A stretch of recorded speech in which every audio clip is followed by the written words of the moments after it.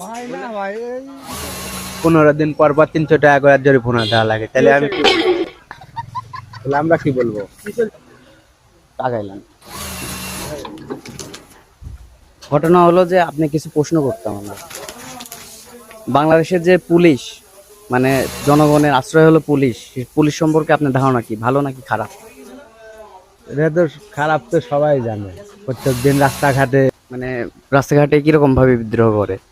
এদের ট্রাফিক এই সেই সবাই বিনা কারণে লাইসেন্স চেঞ্জ করে আর করে, প্রত্যেকটা গাড়ি থামায় এই সেই।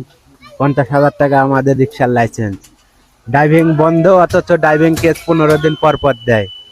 ড্রাইভিং কেস বন্ধ, অথচ 15 দিন পর পর 300 টাকা করে জরিমানা দেওয়া লাগে, তাহলে আমি কি বলবো? তাহলে আমরা কি বলবো? যে বললেন যে পুলিশ কেমন, ওইটা আরেকবার একটু বলেন। না, আমরা